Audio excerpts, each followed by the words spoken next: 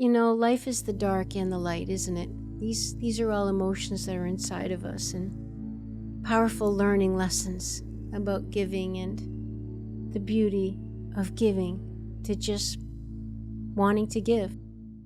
In today's busy world, how can we find the inspiration, knowledge, and energy to live a healthy and empowered life? If we balance and harmonize our mind, exercise our body, live according to the laws of nature, and connect to spirit, can we find a way to heal, become our authentic self, and live our purpose with love? I am your hostess, Amy Fournier, and welcome back to Awakening Aphrodite. Welcome back to Awakening Aphrodite with Amy Fournier. This show is about helping you to be healthy and fit in mind, body, and spirit, as well as harmonize your masculine and feminine energy, tap into your intuition, your true source of power, and awaken your authentic self. Today's show is a Fast Friday. They come out every other week on Fridays, and they're fast. They're various topics. Sometimes I read from a book that I like, or a piece of poetry that inspires me, or something that I'm studying that I think is really cool or interesting. I hope that you find these episodes educational, informative, inspiring, maybe even motivating, and they're just a little extra something from us to you. Our regular episodes come out every Tuesday around 7 a.m. Eastern Time. And the Fast Fridays come out every other Friday. So we hope you enjoy. And if you want to support me, the best way to do so is to subscribe to the show, share the show, particular episodes that you think would help particular people. It's really easy to share, particularly if you have an iPhone. You just click on the menu tab and there's a little share button. You can email it to somebody. You can text it to somebody.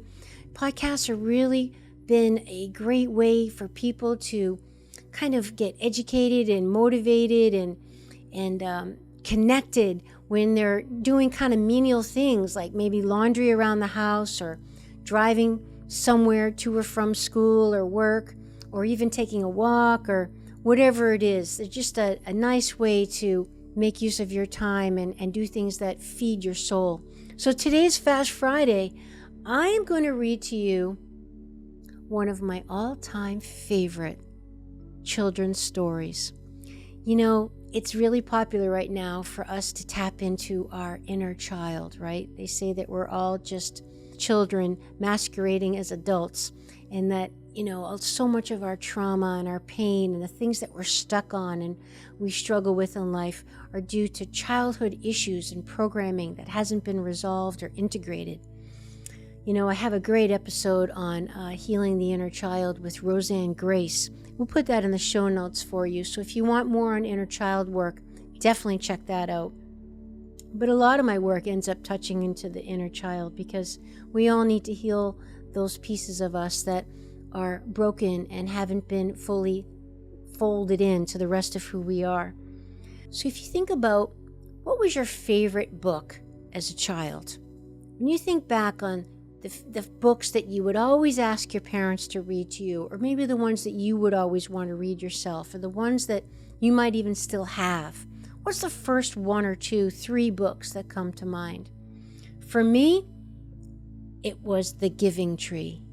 Is that same for you? Does that sound familiar? The Giving Tree by Shel Silverstein. The Giving Tree. It's a beautifully illustrated book. And I just love how simple it is. And, I like even kids' cookbooks because they're just simple. If I'm trying to make a recipe and it's got like pages of ingredients, forget it. I just can't deal with all that. I like things simple. And I find that sometimes the most powerful, the most important things are just the simple things. Like stuff you hear about on the show. Sunshine, water, sleep. They're not fancy, they're not sexy, they're not even expensive, but they are the foundational things that we can't circumvent. We have to have them in our lives to look and feel our best.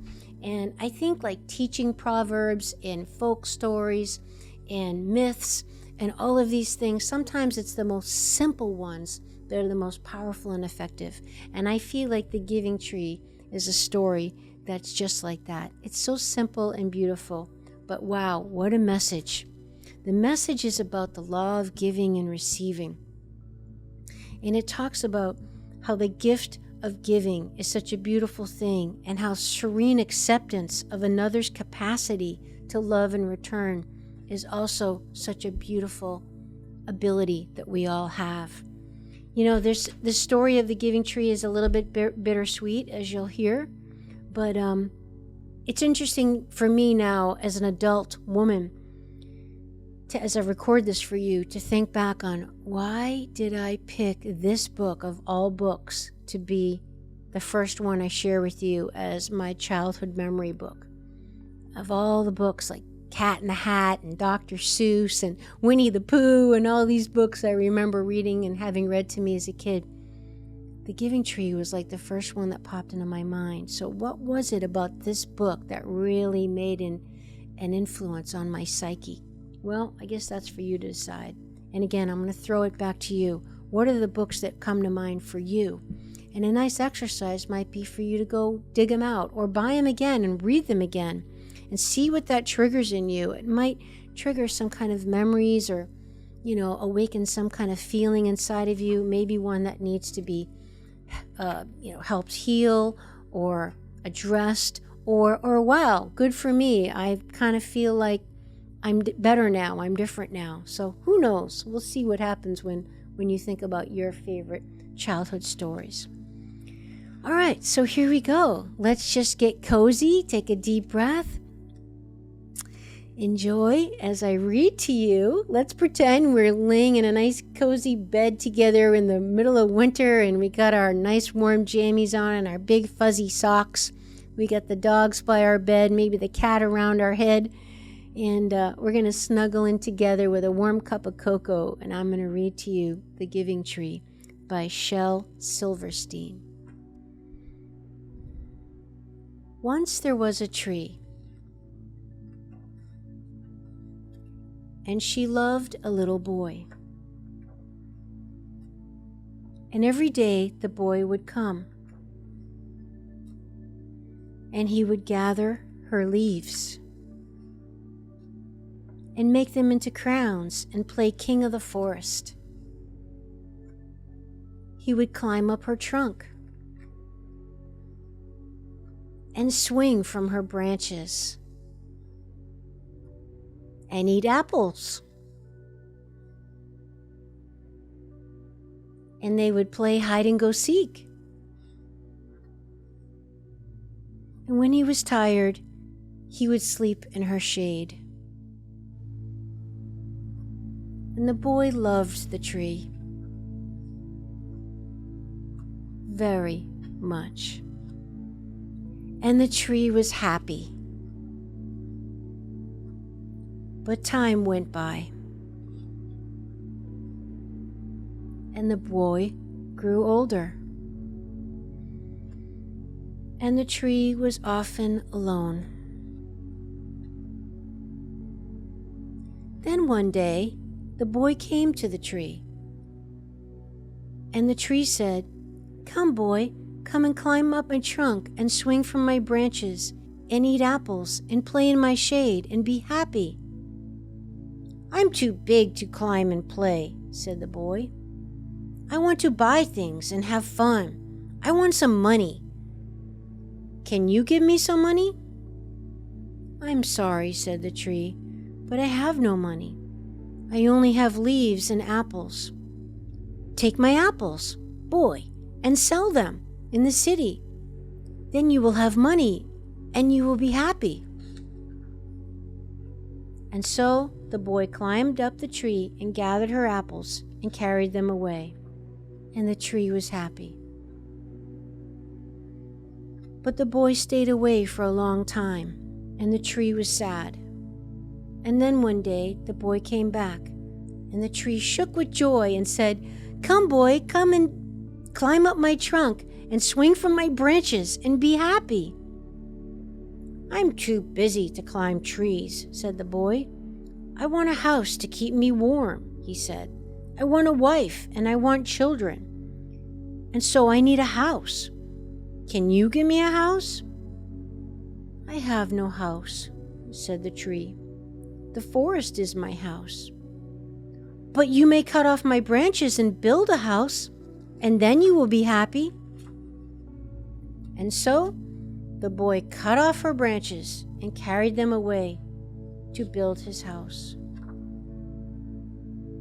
And the tree was happy. But the boy stayed away for a long time. And when he came back, the tree was so happy she could hardly speak. "Come, boy," she whispered. "Come and play." "I'm too old and sad to play," said the boy. "I want a boat that will take me far away from here. Can you give me a boat?" "Cut down my trunk and make a boat," said the tree. "Then you can sail away and be happy." And so the boy cut down her trunk and made a boat and sailed away. And the tree was happy, but not really. And after a long time, the boy came back again.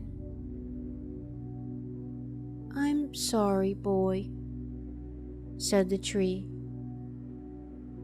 "but I have nothing left to give you. My apples are gone. My teeth are too weak for apples," said the boy. "My branches are gone," said the tree. "You cannot swing on them." "I'm too old to swing on branches," said the boy. "My trunk is gone," said the tree. "You cannot climb." "I'm too tired to climb," said the boy. "I'm sorry," sighed the tree. "I wish that I could give you something, but I've nothing left. I'm just an old stump. I am sorry." "I don't need very much now," said the boy. "Just a quiet place to sit and rest. I am very tired." "Well," said the tree, straightening herself up as much as she could. "Well, an old stump is good for sitting and resting. Come, boy, sit down and rest." And the boy did. And the tree was happy. The end. Oh my gosh. I don't know about you, my friend, but I'm like almost in tears here. It is so sad, isn't it? Kind of like a bittersweet way. What a story. I just encourage you maybe get that book again called The Giving Tree, and I think the illustrations, the pictures that accompany the words really give it a lot of depth and a lot of feeling. And you can really appreciate the story of what's happening, of this big beautiful tree with these lush branches and leaves and apples, and this young vivacious tree. And then by the end of the story, the last page, it's nothing but a stump. It gave everything it had to this little boy who kept coming back and taking. And the tree only wanted the boy to be happy and gave everything it had. And ultimately, in the end, they ended up together. And wow, what a story of unconditional love. I think that's what I take out of it. Unconditional love. I'm going to have to do some meditating on why the heck that story of all stories struck out for me. It's a piece of sadness. I hope that doesn't leave you too sad today. The show is about trying to uplift you and make you feel inspired and invigorated and empowered. But life is the dark and the light, isn't it? These are all emotions that are inside of us, and